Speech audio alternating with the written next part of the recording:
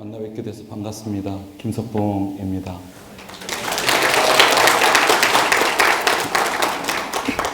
오늘 우리가 함께 나누는 건 어떻게 하면 내 삶이 좀 더 풍요로운 삶으로 나아갈 수 있는 말들을 서로 할 수 있을까입니다.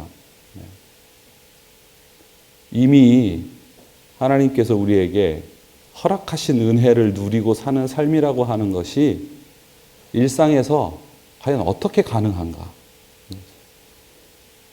나를 힘들게 하는 건 멀리 있는 사람이 아니고요.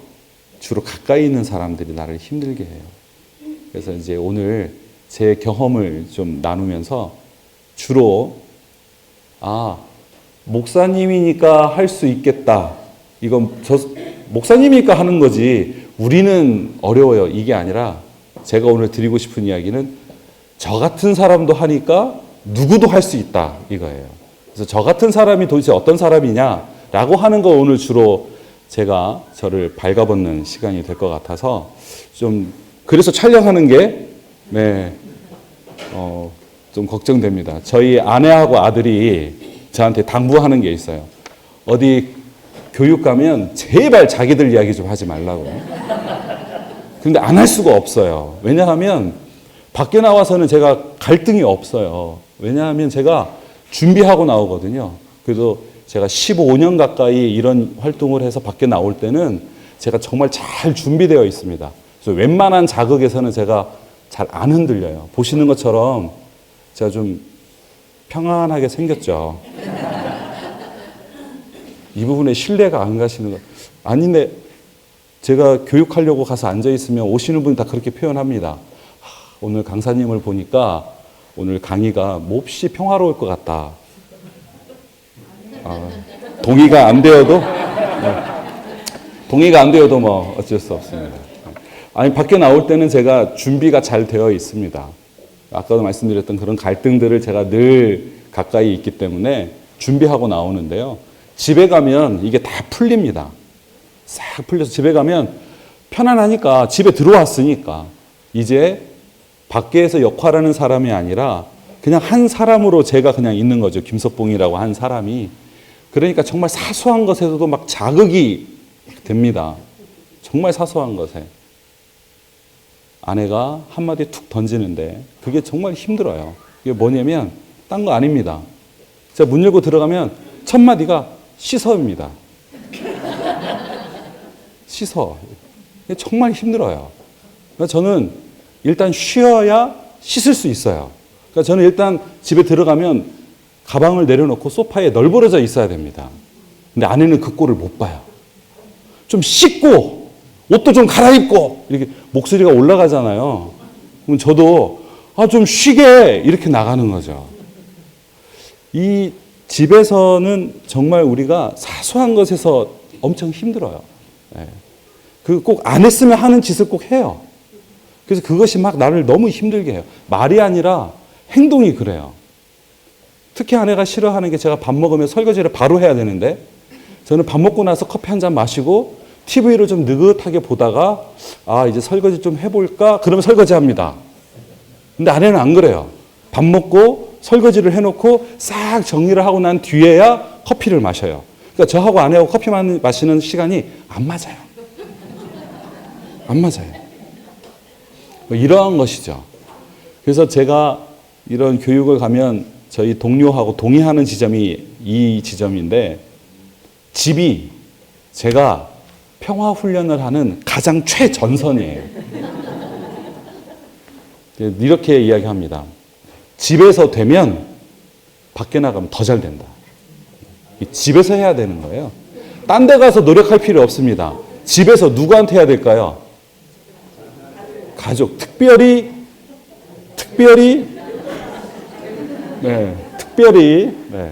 그거 되면 교회 와서 안 될 게 없어요. 교회에서 막 열심히 해서 집에 가서 해야지. 아니요. 집에서 열심히 해서 교회 와서 하십시오. 그래서 교회가 무언가 잘 훈련받지만 그것이 집에 가서 가족들과 함께 나누어지지 않으면 그건 교회에만 있는 일이에요. 어떻게 평화가 교회에만 있겠습니까? 어떻게 사랑이 교회에만 있겠습니까? 정말 중요한 건 내가 가장 정말 내가 자연인으로 존재하고 있는 그때 내가 과연 이걸 할 수 있는가예요. 그래서 오늘 좀 그런 이야기를 해야 돼서 먼저 동영상 찍고 있으니까 제 아내와 아들에게 깊이 사과를 드리고 시작하려고 합니다. 제가 뭐 할 건지 뭐 대충 좀 말씀을 좀 드린 것 같고, 제가 워낙에 저희가 이 연수를 할 때는 이렇게 앉아서 하지 않아요. 제가 강의하지 않습니다. 근데 이제 사람 숫자가 너무 많아서 이렇게 앉을 수밖에 없는 구조여서 제가 강의 형식을 빌어서 오늘 이제 좀 할 건데, 주로 많이 좀 움직이실 거예요. 그래서 지금 앉은 자리가 오늘 5시간 가까이 되는 시간 동안 찜한 자리가 내 자리다 이런 생각하지 마십시오. 계속 움직일 겁니다. 그래서 지금 첫 번째로 할 건 저 혼자만 이야기하는 시간은 앞으로도 많을 거니까 이제 참석하신 분들의 이야기를 좀 듣도록 하겠습니다. 그래서 평소에 자주 만나서 말씀들 나누시죠, 교회에서? 네, 되게 이 말씀을 드리면 다들 좀 조용하세요. 왜냐하면 잘 안다고 말하기도, 그러면 뭔가 정말 잘 알아야 될 것 같고, 아니요, 좀 잘 모르는데 하면 이건 정말 있어서는 안 될 일일 것 같고, 그래서 학교가 선생님들에게도 자주 만나서 이야기를 나누시는 좀 친근한 사이시죠? 그러면 다 조용합니다.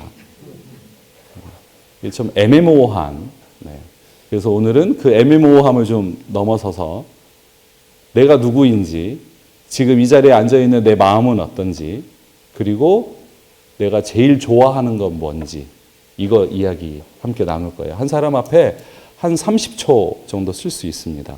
그래서 지금 막 긴장되시죠? 뭔가 시킬 것 같으니까 시킬 거예요. 네. 제가 이렇게 말씀드렸는데 기억을 잘 못하세요. 그래서 써드립니다. 지금 이게 구역이잖아요. 그러니까 구역.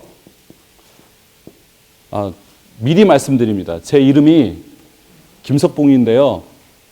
글씨하고는 아무런 관계가 없습니다. 정말 아무런 관계가 없습니다. 네. 석봉이가 왜 그래? 이런 얘기를 너무 많이 들었어요. 구역, 이름, 구역 이름. 지금 내 마음, 느낌.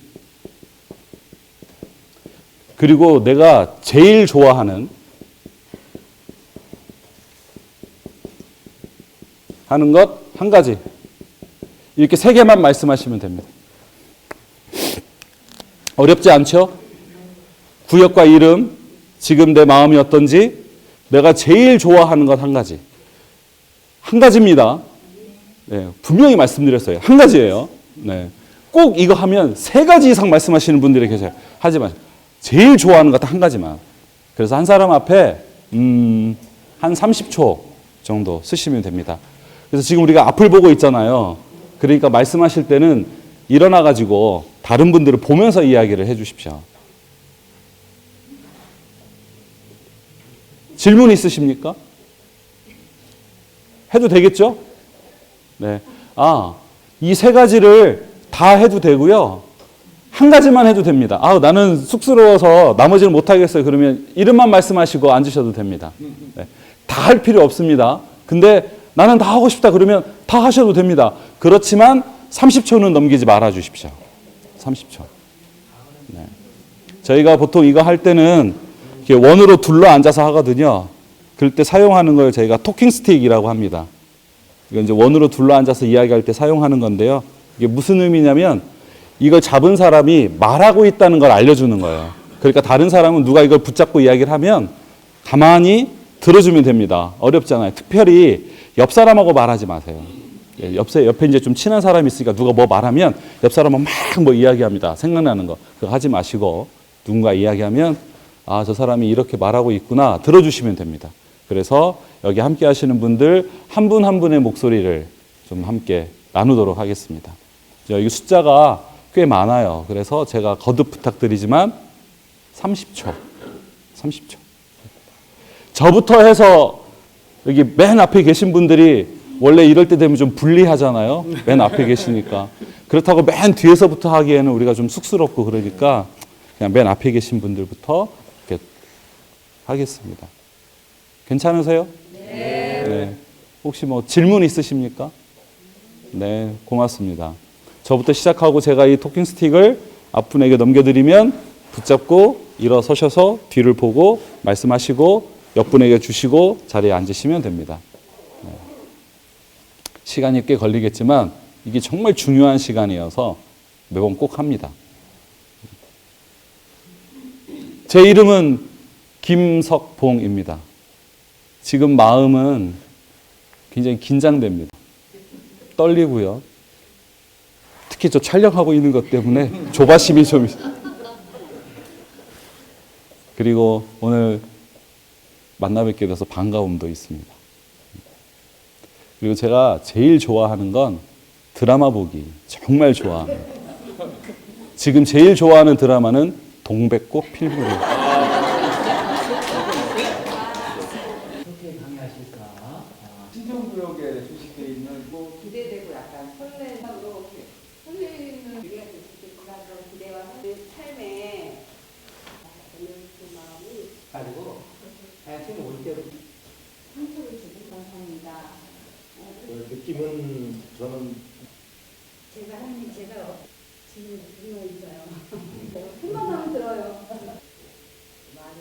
정말 우리가 대인관계나 그쪽으로 좀 목사님 말씀 이제 목사님 말씀 들어보니까 아,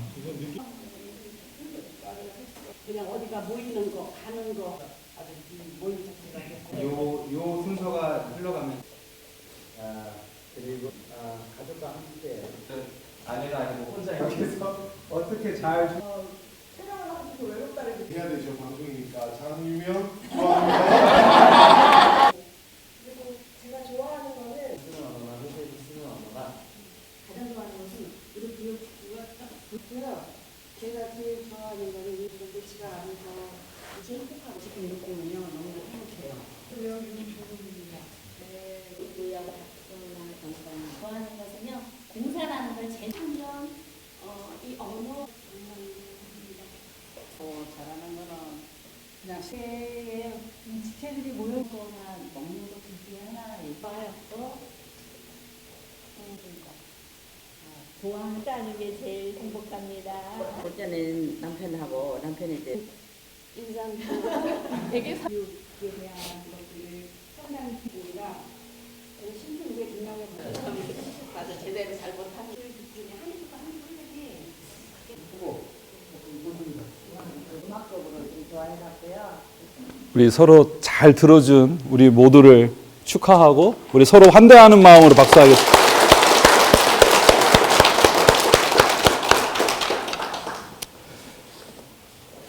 제가 말씀 들으면서 저희 아버지하고 어머니가 생각이 많이 났어요. 네. 그냥 교회 사세요. 그냥 네, 일생이 교회 사신 분들이에요. 네. 그래서 정말 힘들었어요. 제가 초등학교 때 교회에 가야 할 시간에 정말 재밌는 만화 영화를 했어요. 지금도 제일 좋아하는 만화 영화 중에 하나인데 은하철도 999라는 만화 영화가 있어요. 이거 아시는 분들은 거의 연배가 저랑 비슷하신. 네.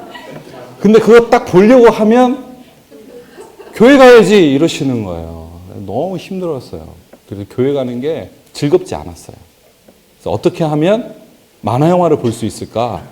그래서 어린 마음에 교회 간다고 하고 나와가지고 친구 집 가서 만화 영화 보다가 걸렸어요. 우리 주일학교 선생님이 제가 안 오니까 거의 아버지한테 물어보신 거예요. 오늘 안 나왔던데 어디 아픈가요? 우리 아버지가 교회 갔는데 교회 안 왔는데요. 그리고 주일 오후에 집에 가서 저는 이제 모르실 줄 알고 룰루라라 하고 있었는데 아버지가 교회 끝나고 오자마자 저한테 첫 마디가 사실대로 말하면 용서해 줄게. 네? 그때부터 복잡해지는 거죠, 머릿속이. 네. 엄청 혼났습니다. 그래서 제가 다짐했어요. 네, 교회를 안 가야지.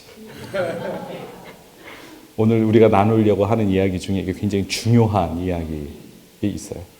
제가 권사님들, 집사님들 말씀 들으면서 저희 아버지, 어머니 생각이 많이 났어요.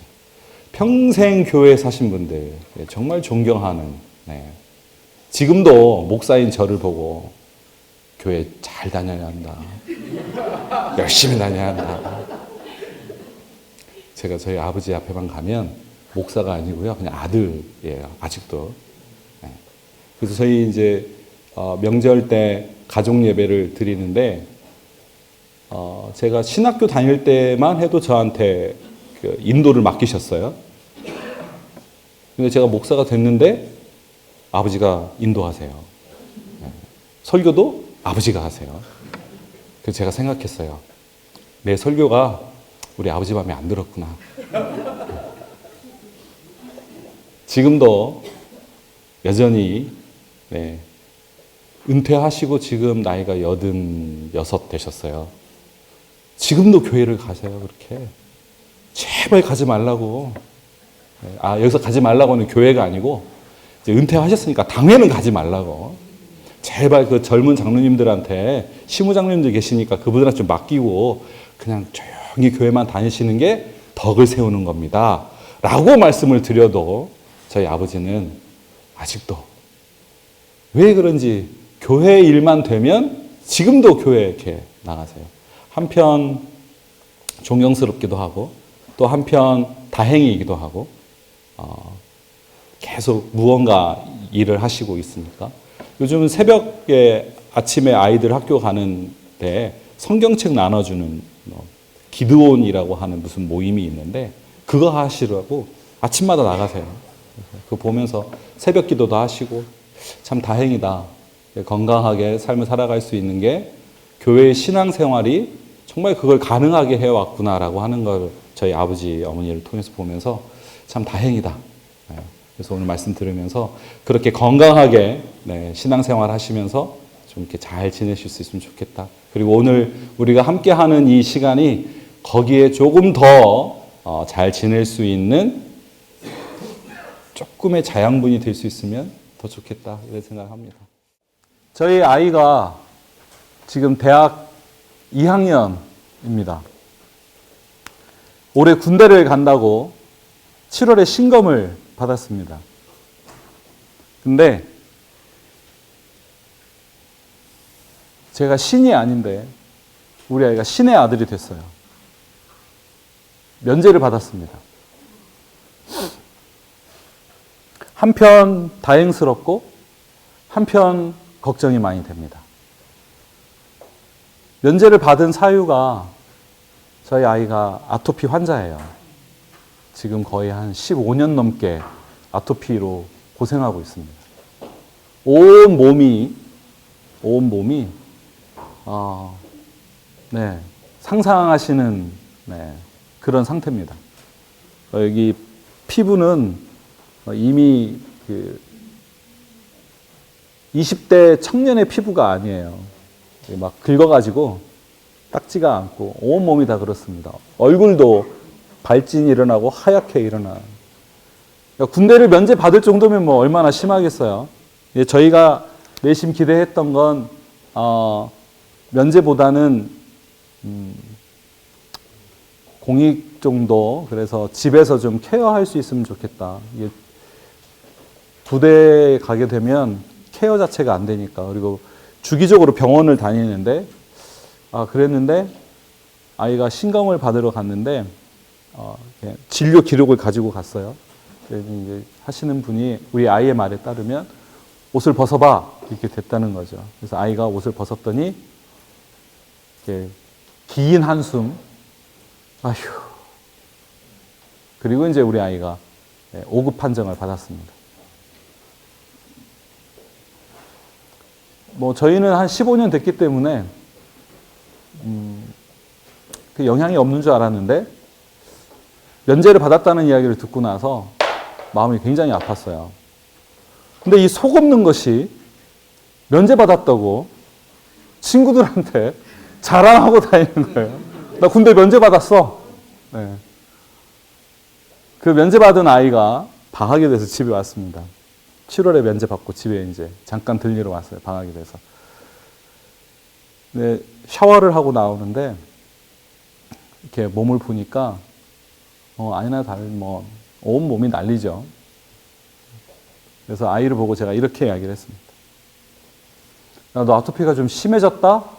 그랬더니 아이가 저를 이렇게 딱 보더니 욕은 하지 않았지만 저한테는 욕으로 들렸어요. 그 방문을 쾅 닫고 들어가 버렸습니다. 이 행동입니다. 쾅 소리가 나게 문을 닫고 들어가는 아들을 보았을 때, 네, 저는 이게 저한테 자극이 됐던 상황입니다. 그런 거 지금 써보시라고요. 종이에다. 맨 윗칸에 써보시면 됩니다. 자, 지금부터는 쓰시고 공개하기는 어려우니까 제 사례를 가지고 함께 작업을 좀 같이 해보려고 합니다. 일단은 써보세요. 저처럼 무언가 나를 힘들게 하고 자극하는 어떤 말이나 행동이 뭐가 있는지 한번 써보십시오. 맨 위쪽에. 구체적으로 그 사람을 생각할 수도 있고요. 제가 처음 말씀드린 것처럼 그렇지 않은 상태에서 일상적으로 내가 좀 이런 말이나 이런 행동은 좀 자극이 돼. 그게 직장이든 교회이든 가정이든 친구 사이든. 네. 별거 아닌데도 또는 어떤 것을 보면 또는 어떤 말을 들으면 네, 내가 좀 참기 힘든 좀 고통스러운 네, 그런 자극들이 있죠. 그게 뭔지 한번 써보십시오.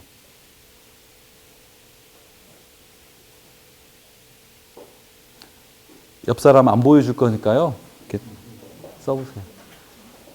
그리고 이렇게 시험 보듯이 이렇게 가리고 쓰셔도 됩니다. 그리고 못 보게 접으셔도 돼요. 네. 비밀을 우리가 서로 지켜주는 거예요. 네. 자, 좀 쓰셨나요? 네. 안 쓰신 분들이 제 눈에 보이는데 제가 체크하지는 않겠습니다. 근데 한번 써보시는 게 도움이 됩니다. 왜냐하면 그걸 발견하는 게 지금은 잘 안 떠오르는지 모르는데 한번 써보시면 이후에 내가 왜 그게 나한테 이렇게 힘들지? 왜 이게 나한테 어렵지? 이거를 좀 찾아갈 수 있어요. 그래서 한번 지금 써보시는 게 도움이 됩니다. 제가 아까 말씀드렸던 저희 아내가 저한테 했던 아버지한테 말씀드려 하는 거 별로 큰 뭐 어려운 얘기 아니잖아요. 근데 저한테 그게 엄청나게 큰 고통으로 다가오는 거죠. 너무 힘들었어요. 그 말을 들으면. 막 짜증이 확 올라옵니다. 뭐 별별 생각이 다 들어요. 아들이 쾅 소리가 나도록 문을 닫고 방으로 들어가는 걸 봐도 네? 네? 저것이 네? 자, 그 다음 칸에 건너뛰고요. 세 번째 칸에 할 겁니다. 제 걸 먼저 하고 그 다음에 작업하실 거예요. 저를 도와주십시오. 자, 쾅 소리가 나게 아들이 문을 닫고 들어갈 때 제 머릿속에 가득 찬 생각은 뭐였을까요? 뭐라고 아들한테 말하고 싶었을까요? 추측해 보십시오. 네? 네가 걱정되니까 네. 또 제가 이 모습을 보고 제 머릿속에 무슨 생각이 떠올랐을까요? 뭐라고 아들한테 말하고 싶었을까요? 네? 이 버릇없는 게 버릇없이 이렇게 이 버릇없는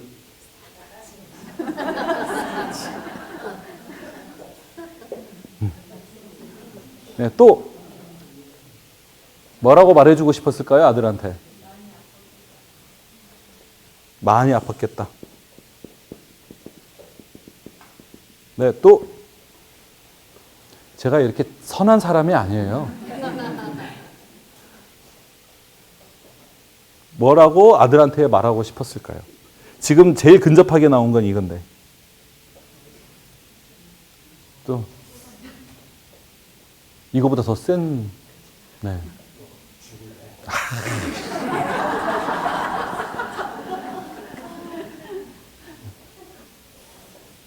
네가 한 대 맞아야.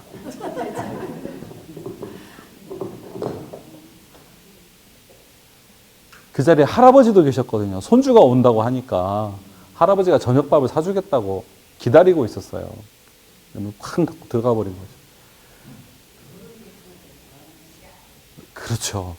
할아버지도 왜 어른이 계신데 뭐 하는 짓이야? 이런 생각이 떠오르고 말로 나가죠. 순식간에 일어나는 일입니다, 이건. 탁 치면 뭐라고 말합니까? 네, 누가 탁 치면 아, 그리고요.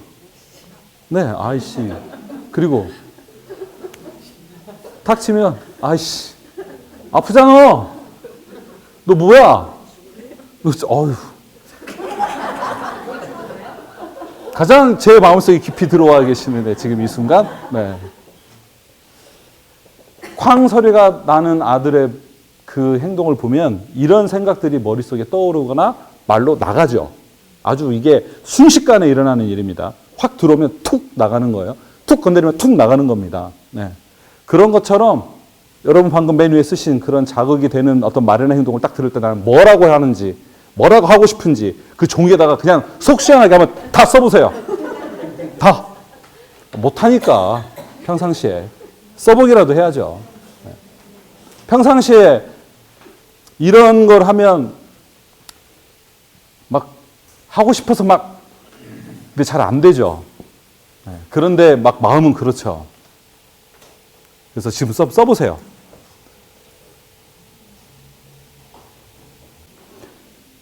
해보셨나요? 여기까지? 네.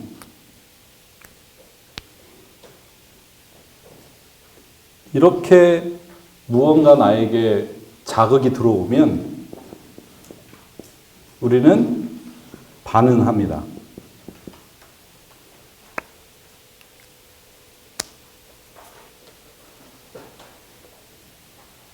나도 모르는 사이에 순식간에 의식하지 못하는 상태에서 툭 나가면 이걸 생각하지 않고 그냥 내 안에서 툭 나가면 이 이야기를 들은 아들은 저에게 뭐라고 할까요? 제가 이렇게 이야기했어요. 이 버릇없이 도대체 어디서 배워먹은 버르장머리야? 라고 아들한테 이야기를 하면 아들이 뭐라고 할까요?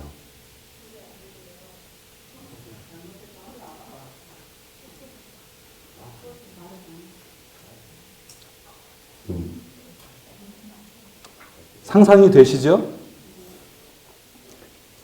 이러한 행동을 하고 내가 이렇게 반응하면 그 다음에 벌어질 일은 분명합니다. 결국은 서로 원하지 않는 싸우는 방식으로 갈 수밖에 없는 거죠. 그런데 우리는 이런 자극이 나한테 들어오면 그렇게 자동적으로 무언가를 하게 되어 있어요. 정말 순식간에 일어나는 일인데 이걸 멈추고 가만히 생각만 하면 마음이 불편하죠.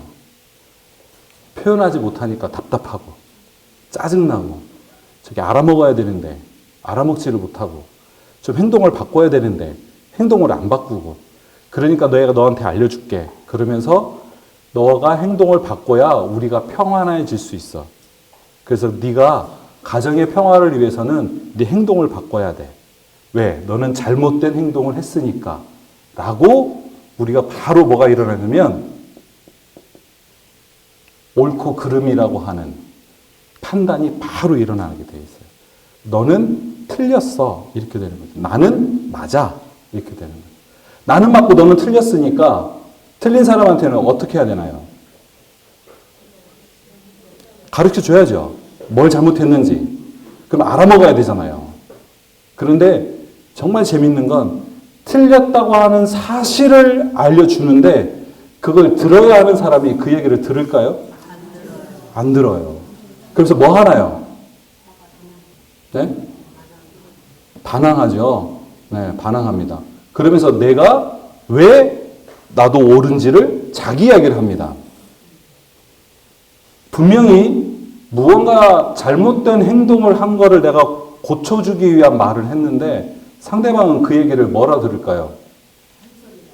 잔소리. 대표적인 게 잔소리죠. 그 다음에 훈계, 설교, 가르친다. 이렇게 됩니다. 그리고 우리는 가르쳐 줘야 한다는 게 아주 팽배해 있어요. 그러면 알아서 행동을 바꿀 거다라고 하는 게 있는 거죠. 그래서 자극이 들어오면 이렇게 해줘야 한다고 하는 옳고 그름이 우리 안에 빠르게 작동하도록 되어 있는 거예요. 이게 정말 순식간에 일어나는 일입니다. 이걸 자동 반응이라고 표현을 합니다.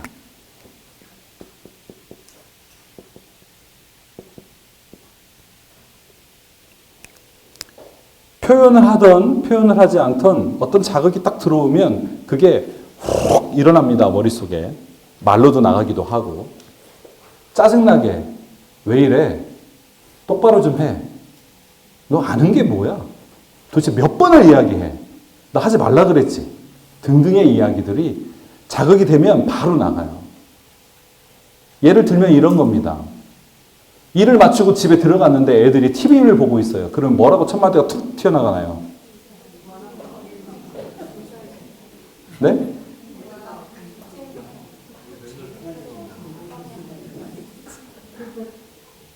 좋은 소리 안 나가죠. 한마디로. 네. 더군다나 애가 안 나오고 집에서 컴퓨터를 하고 있어요. 게임을 하고 있는 걸 봤어요. 그러면 무슨 소리가 나가나요?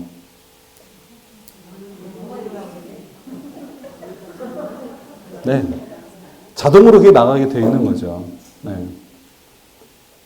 우리는 옳고 그름이라고 하는 거에 자동적으로 반응하게 되어 있어요. 이게 옳다, 그르다, 맞다, 틀리다, 좋다, 나쁘다.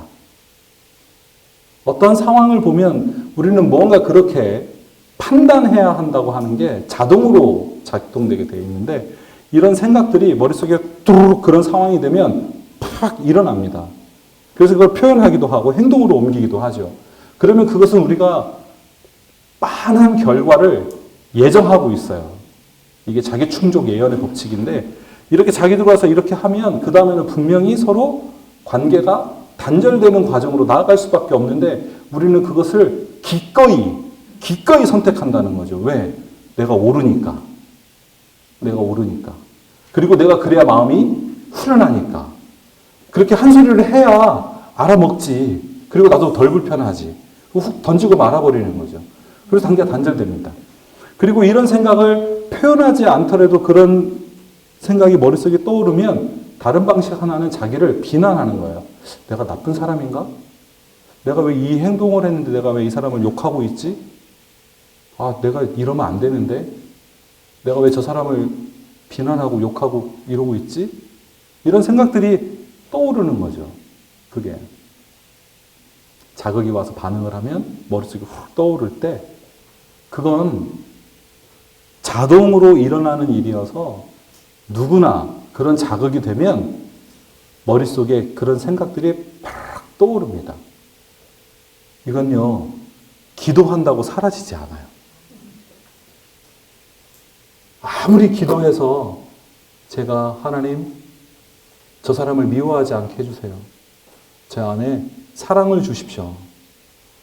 근데 정말 재밌는 건 처음에 말씀드렸지만 저를 자극하는 사람은 누구라고요? 가까운 사람, 사랑하는 사람이에요.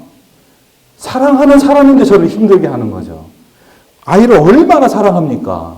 그런데 그 아이가 하는 행동 하나하나가 정말 이런 마음이 일어나는 거죠. 사랑하니까. 그 사랑하는 그 사람이 나를 힘들게 하는 거예요. 다른 사람이 아니죠. 그래서 그 사랑하는 사람이 나한테 자극을 줄 때 이런 생각이 떠오르는 건 자동이에요. 그것을 자기를 비난하는 방식으로 가져가기 시작하면 내가 수치스러워져요. 창피하고 부끄럽습니다. 그럼 내가 선택하는 방식이 나를 끊임없이 자존감을 약화시키는 방식을 선택하니까 마음의 병이 깊어져요. 그러면 나는 못난 사람이야. 나는 부족한 사람이야. 이렇게 되는 거죠. 나는 이것밖에 안 돼. 그러면 표현은 못하고 생각은 떠오르는데 나를 비난하고 그러면 이게 점점 내가 나쁜 사람이 되어가는 것 같은 아픔을 내가 갖고 있는 거예요. 그럼 이 마음의 병이 되는 겁니다. 자동 반응이 일어나는 건 그냥 자동으로 일어나는 생각들이에요.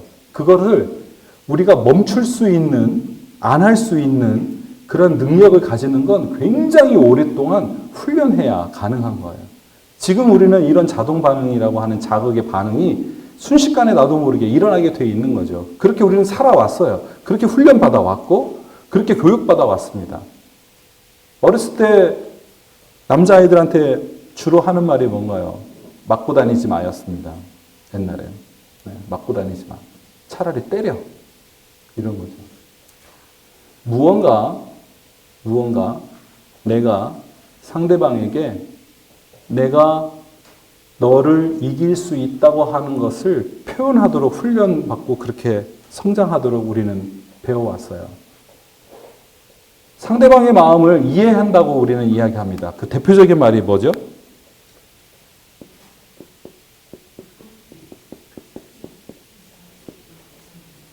역지사지해야 한다고 이야기합니다. 그리고 상대방의 신발을 신어봐야 한다고 말해요. 근데 이거 누구한테 이야기하나요? 나를 힘들게 하는 사람한테 이야기해요. 야, 너 내 입장에 대봐. 너 같으면 내가 이 순간에 화가 안 나겠어? 짜증 안 나겠니? 라고 하는 말이 먼저 나가는 거죠. 먼저. 근데 역지사지 누가 해야 되나요? 내가 해야 되는데 그 역지사지를 상대방한테 하라고 이야기를 하니까 상대방이 역지사지가 정말 좋은 말인데 그 얘기를 아들한테 딱 하는 순간 아들이 그 역지사지라는 말이 어떻게 들릴까요?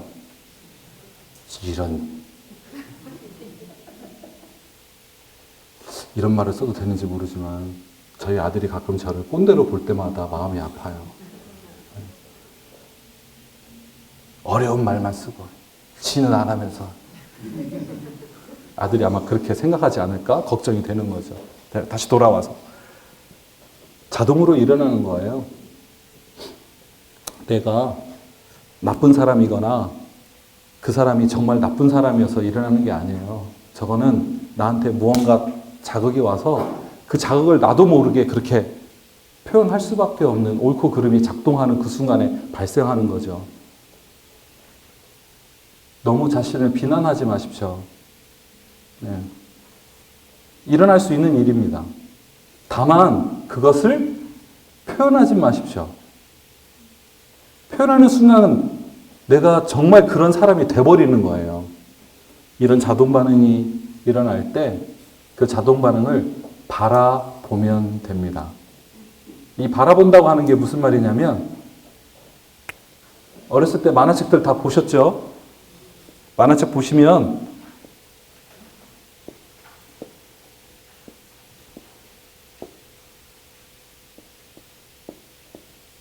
생각하는 거, 이 말풍선 이 만화에 있어요. 아, 내가 지금 아들한테 버릇없게 저 싸가지. 너 한 대 맞아야 될 때. 너 죽을래? 저 어른이 계신다고 해서 배워먹은 버릇이야. 라고 아들한테 말하고 싶구나, 내가 지금. 라고 하는 걸 생각만 하시는 거예요. 생각하는 겁니다. 그 생각이 떠오르는 걸 보는 거예요. 아, 내가 지금 이렇게 생각하고 있구나. 이런 생각이 떠오르는구나. 그 보는 거예요. 그걸 자동 반응을 멈추는 방식입니다. 이 자동 반응을 그런 방식으로 멈출 때 뭐가 보이냐면 두 번째 칸에 할 거예요. 이런 자극이 올 때 이렇게 자동 반응을 하고 있는 내가 자동 반응을 멈춰서 정말로 아들한테 하고 싶은 얘기가 있습니다.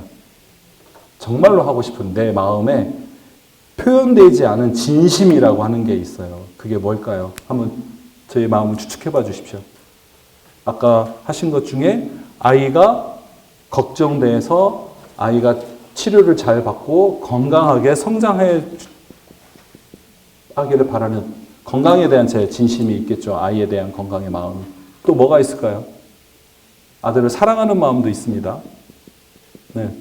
또 한번 추측해 보십시오. 아들의 이런 행동이 일어날 때 이런 생각을 하고 있는 동안 발견되진 않지만 내 마음에 숨겨져 있는 진심이라는 게 있어요. 미안함. 네.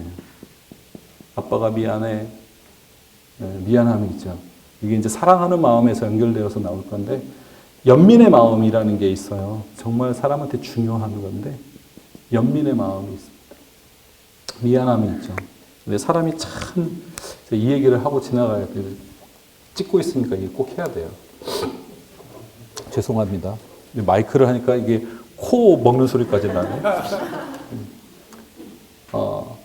아이가 아토피가 있기 때문에 집중을 잘 못합니다. 긁느라고 밤에 잠도 못 자요. 그래서 보통 저희 아이가 잠을 한 새벽 2시쯤 겨우 잠듭니다. 밤새 긁습니다. 아침에 일어나면 걔가 깔고 덮고 있는 이부자리에 각질이 긁어가지고 정말 하얗게 떨어집니다. 그러면 아침마다 그걸 걷어서 밖에 나가서 털어야 됩니다. 근데 이제 그 밖에서 생활을 하니까 그걸 못하니까 진공청소기를 사줬어요. 예, 아침마다 이거. 빨래는 못하니까 잘 빨아들여서 버리라고. 그런데 저희 아이가 학교를 중간에 그만두고 검정고시를 봐서 대학을 갔어요. 다른 아이들보다 1년 빨리 갔습니다. 근데 부모 마음에 그 대학이 사립대인데 가난하니까 국립대를 갔으면 좋겠어요. 그래서 아들한테 야, 너 어차피 1년 빠르니까 1년만 더 공부해서 국립대로 가라. 어디든 좋다. 국립대를 가라. 이 부모 마음이 너는 건강하게만 하면 돼. 그것만으로도 우리는 뭐 괜찮아. 그랬는데요. 애가 대학 갈 나이가 되니까 애가 국립대를 갔으면 공부를 좀 더 잘했으면 참 사람 마음이 약간 아들 연민의 미안한 마음이 일어나는 게 거기에요. 아들을 보고 있으면 한없이 미안하다가도 아들이 뭐 좀 하면 이거밖에 안 되나? 좀 더 하지. 좀 더 하지. 사촌 형들은 소위 말하면 뭐 유명한 대학도 다 들어가고 뭐 의사도 되고 뭐 막 박사도 되고 이러는데 우리 애는 왜 이럴까 막 생각하면 한편 그런 마음이 있어요. 네. 또 어떤 마음이 있을까요? 아들한테 진심 뭐가 있을까요? 이 순간에 아들한테 표현하고 싶었던 내 진심, 표현하지 않았던 숨겨져 있는 내 마음의 진심, 그게 뭘까요? 네, 감사함도 있어요. 네, 그 아픈 몸으로 네가 살아가고 있다는 것만으로 정말 감사하다 이런 마음도 있어요. 그리고 너를 응원해 줄게. 네, 격려하고 싶은 마음도 있어요. 네. 자, 이런 것처럼 자극이 들어와서 내가 자동 반응을 할 때 드러나지 않지만 내가 표현하고 싶은 나의 진심이 무엇인지를 그 두 번째 칸에 한번 써보십시오. 제가 지금 찾은 것처럼 한번 써보십시오. 이게 찾기가 굉장히 어렵습니다. 잘 안 보여요. 왜 안 보이냐면 이런 생각과 판단 때문에 잘 안 보입니다. 그리고 잘 안 보고 싶어요. 왜? 이걸 내가 보게 되면 상대방에게 무언가를 해야 할 것 같아서 내 마음이 지금 막 부글부글 활화산처럼 막 용암이 끓고 있는데 내가 저 사람한테 역지사지를 해주고 싶은 마음이 별로 없으니까 안 하고 싶으니까 이게 좀 잘 안 보여요. 그런데 한번 찾아보십시오. 좀 도움이 되는 건 여러분들 가지고 있는 자료집 맨 뒷장에 보면 욕구 목록표라는 게 있습니다. 그걸 보시면 조금 도움이 되실 거예요. 지나갔습니다.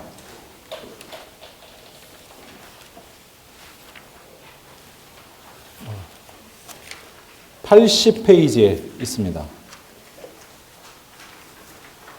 그러면 이 두 번째 찾는데 좀 도움이 되실 거예요. 거기 욕구 목록표라는 게 있는데 나중에 오후에 다시 설명드리겠지만 일단 그 목록표를 보시고 그 안에서 내가 힘든 어떤 자극이 나한테 들어왔을 때 자동으로 일어나는 그 자동 반응 그 이면에 숨겨져 있는 내가 중요한 나의 진심이 무엇인지 한번 그 목록표를 보시고 한 서너 개만 찾아서 써보십시오, 종이에.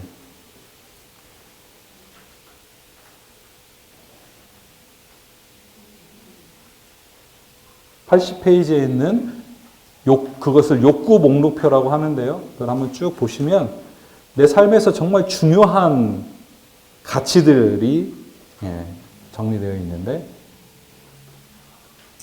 그걸 보시고 한 서너 가지만 두 번째 칸에 써보십시오. 좀 찾아지시나요? 네. 그걸 발견하셨다면 정말 축하드립니다. 정말 찾기, 그 자극이 있는 순간에는 이걸 찾기 정말 어렵거든요. 한참 작업을 해야 겨우 발견되는 거예요. 자, 이런 거예요. 어떤 자극이 A가 나에게 들어왔어요. 그러면 이것을 발견하면 좋은데 자동이 되니까 B를 발견하기 전에 바로 C로 넘어갑니다. 자극이 오면 바로 C로 넘어가요. 툭, 탁 이렇게 되는 거죠.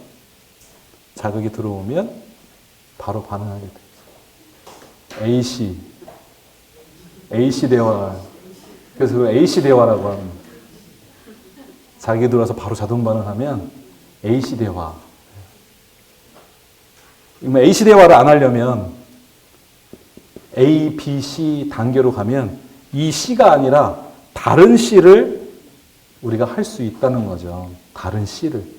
이 A, C가 아니라 다른 C를 할 수 있어요. 그래서 A, B, C로 무언가를 서로 주고 받을 수 있다는 거죠. 자동 반응을 하지 않으면. 자동 반응을 한다고 하는 건 옳고 그름이라고 하는 것이 우리 안에 빠르게 작동해서 판단하기 때문에 일어나고 그것은 나의 생각을 강화시켜요. 그래서 너는 맞고 나는 맞고 너는 틀렸어. 이건 좋고 저건 나빠. 그래서 너는 지금 틀린 행동을 했기 때문에 나한테 배워야 돼. 너는 들어야 돼. 행동을 바꿔야 돼. 이렇게 이야기합니다. 누군가가 행동을 바꿔야 한다면 그 사람의 행동을 바꾸는 이유는 뭐야 할까요?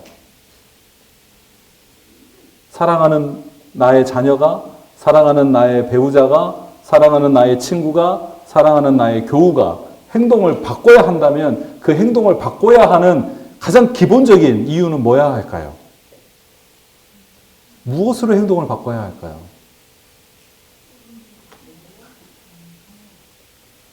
그건 본인이 스스로 알아서 자발적으로 행동을 바꿔야죠. 이게 정말 중요한 거예요. 자발적으로 자기가 알아서 바꿔야 하는데 우리는 뭐 해야 한다 생각한다고요? 가르쳐줘야 한다고 생각합니다. 그리고 나는 가르쳐주는 사람이 되어 있는 거예요. 그래서 내가 너는 지금 나한테 가르침을 받는 사람이니까 말을 들어야 돼 라고 가르침을 주면 옳고 그름이 작동하는 그 생각이 나를 강화시켜서 너는 틀렸다라고 하는 것을 알려주면 그 사람의 행동을 바꿀 거라고 하는 우리의 신념이 있어요. 근데 행동 안 바꿉니다. 그리고 행동을 바꾼다 하더라도 그 행동 바꾸는 이유가 수치심이나 두려움이나 불안 등등의 또 다른 감정에 의해서 어쩔 수 없이 하는 거라면 그렇게 하고 난 뒤에 반드시 그 뒤에 뒷감당을 해야 할 대가를 가지고 있다고 하는 거예요. 마치 앞에서는 하는 것 같지만 뒤돌아서 다른 짓을 합니다.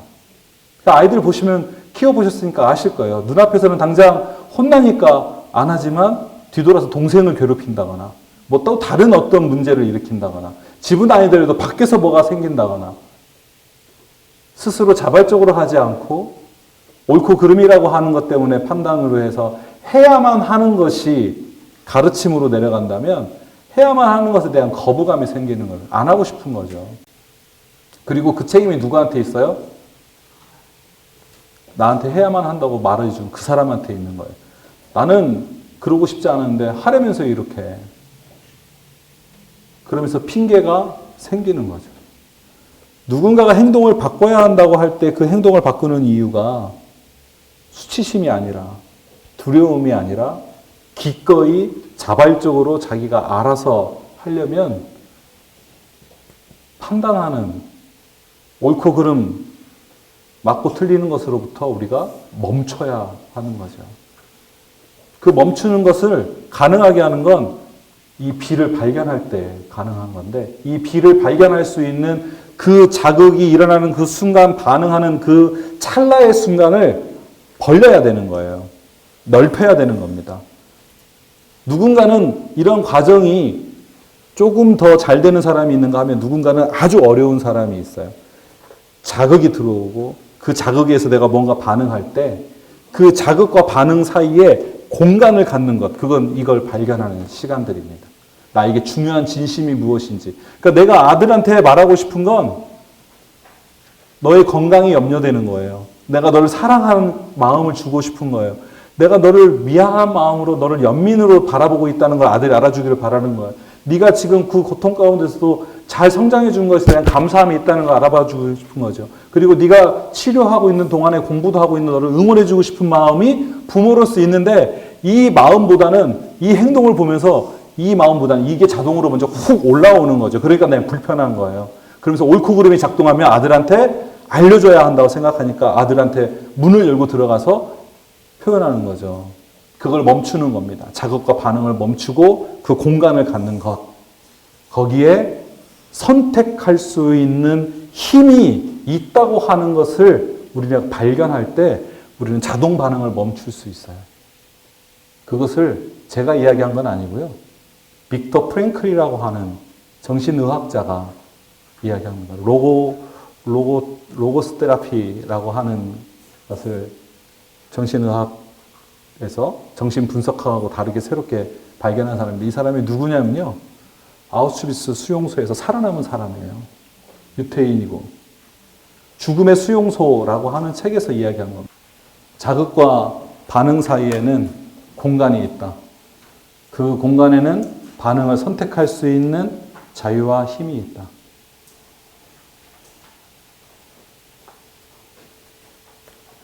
자극과 반응 사이에 자동 반응을 멈추고 그 공간에 내가 무언가를 선택할 수 있는 자유와 그걸 기꺼이 해낼 수 있는 힘이 있다고 하는 걸 알 때 우리는 이게 가능한 거예요. 넓혀야 돼요. 바로 자동 반응하지 않고 멈춰서 아, 내가 지금 이렇게 생각하고 있구나, 이렇게 말하고 싶어 하는 건 내가 저 사람을 비난하고 있구나, 또는 나를 내가 비난하고 있구나라고 하는 걸 바라보는 거예요. 있는 그대로. 그러면 멈춰서서 나한테는 뭐가 중요하지? 나한테는 어떤 걸 선택할 수 있는 자유와 힘이 나한테 있는지를 계속해서 생각할 때 비로소 이 B를 발견해서 우리가 A, C로 가는 게 아니라 A, B, 그리고 새로운 선택 C를 할 수 있는 의식적 선택을 할 수 있어요.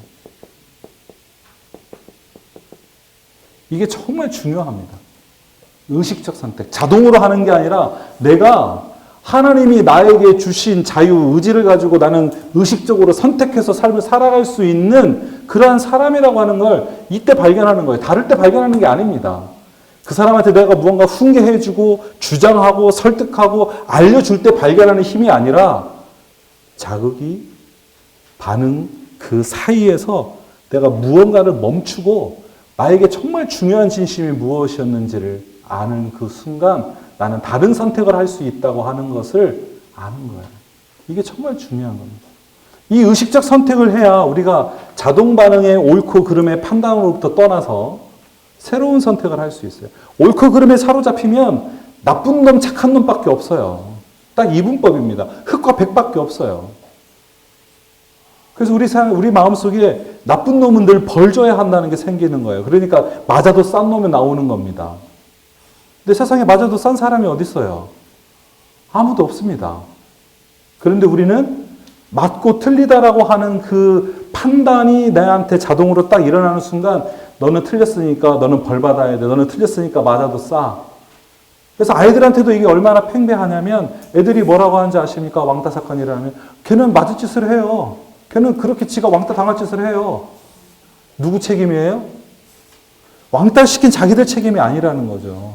그렇게 행동한 걔가 문제라는 거예요. 우리가 무언가 사건이 자극이 일어나서 자동 반응해놓고 그 이유를 누구한테 됩니까?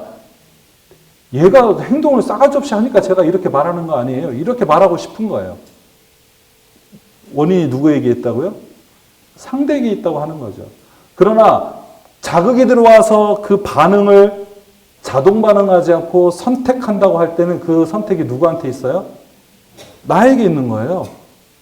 왜 나의 삶을 하나님이 주신 풍성한 은혜를 누릴 수 있는 그러한 삶을 포기하고 자동으로 반응하면서 왜 나를 고통 가운데 두면서 제가 죄인입니다 이렇게 사실 거예요. 뭘 하고 살아야 된다고요? 의식적으로 선택해서 하나님이 주신 은혜를 풍성히 누리는 삶을 풍요롭게 하는 삶을 살아야죠. 왜 상대방에게 늘 끌려다니면서 고통 가운데 우리를 둘 겁니까? 자극? 늘 옵니다. 없어지지 않아요. 내가 사랑하는 사람으로 하여금 이 자극을 주지 말라고 계속 말하면 그 말하는 순간부터 또 자극이에요. 매일 그런 말 좀 안 했으면 좋겠는데 꼭 아침에 출근하는데 뒤통수가 대고 이야기합니다. 맛있게 밥 차려놨는데 안 와요. 전화하면 딴짓하고 있어요. 집에 빨리 올라고 하면 왜 그래? 막 자극이 매일같이 일어납니다. 아이는 학교 가서 사고를 좀 제발 안 쳤으면 좋겠는데 학교 전화 오면 막 벌벌벌벌 떨리죠. 공부를 좀 잘했으면 좋겠는데 우리 아이는 왜 다른 애들하고 비교해 봤을 때 왜 이렇게 집중이 안 되는 거야? 야, 너 집중 좀 해라. 공부할 때 이렇게 집중을 못하니? 게임 좀 하지 마라.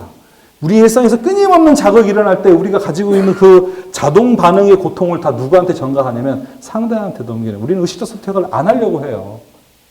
왜? 이걸 발견하기가 어려우니까. 빅터 프랭클이 이야기한 것처럼 자극과 반응 사이에 정말 우리는 선택할 수 있는 자유와 힘이 있는 존재라고 하는 사실을 알아야 하는 거예요. 거기서부터 시작합니다. 거기서부터 대화하는 게 시작하는 거예요. 자극이 확 들어올 때 속 시원하게 속풀이하고 에이 내가 이 말을 내가 안 하면 내가 정말 미쳐버리겠어. 그래서 막 확 해놓고 그 뒷감당은 내가 에이 책임져야지. 기꺼이 그때는 뒷감당을 하겠다는 막 마음이 일어나는 거죠. 이게 정말 재밌는 이야기예요. 왜 그 순간에 막 그런 용기가 생길까요? 그 용기를 안 하는 거에 쓰면 더 나은 삶이 있는데 그 용기를 어디에 쓰냐면 내지르고 뒷감당 해야겠다는 거로 쓰는 거죠. 그리고 뒷감당할 때는 생각보다 뒷감당이 힘들어요. 그 몇 초만 참으면 되는데. 대표적인 게 7초의 법칙 아시죠? 7초 동안 무언가를 하지 않고 가만히 나를 살피면 관계가 새로운 걸 나아갈 수 있는 것처럼 그 용기를 자동 반응하지 않는 거에 좀 써보라는 거죠. 의식적 선택을 할 수 있도록. 제가 한 얘기가 아니라 빅터 프랭클이 한 얘기니까 조금 더 신빙성이 있죠. 저는 늘 저걸 하려고 노력합니다. 매일 훈련하는 게 다른 데가 아니고 집이에요. 다시 처음부터 이야기 드립니다. 이러한 자극들은 집에서 수시로 일상적으로 막 일어납니다. 그럴 때 내가 자동 반응하고 싶은 그 순간을 멈춰서서 보는 거죠.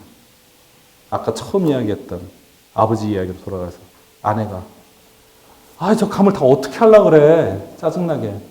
아버지는 도대체 왜 그러신데?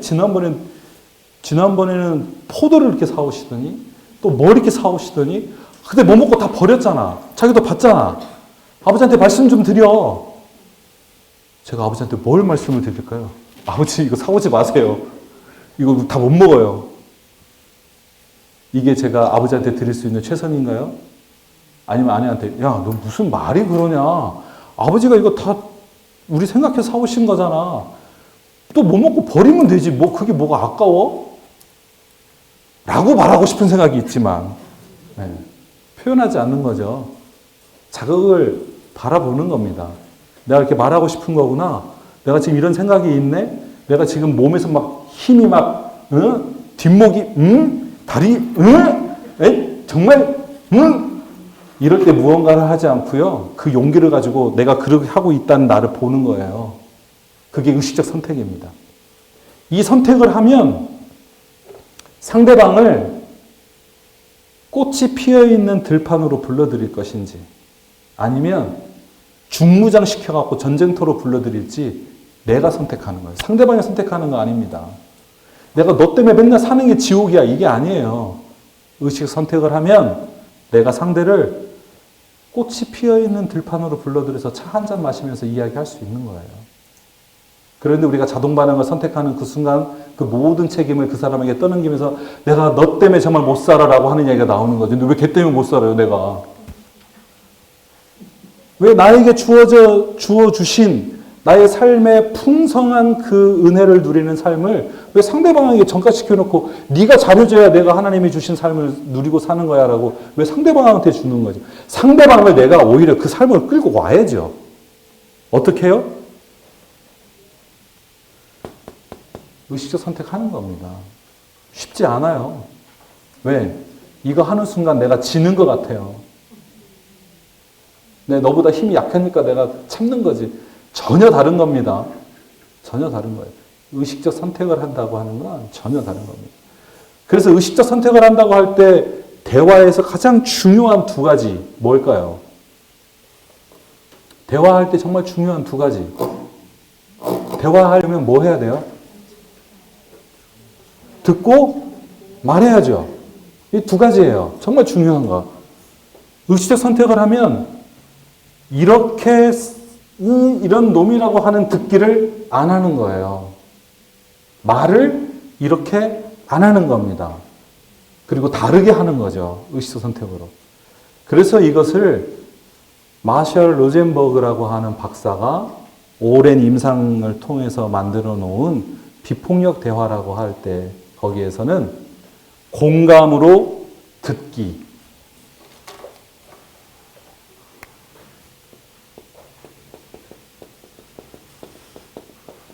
솔직하게 자기를 표현하는 것.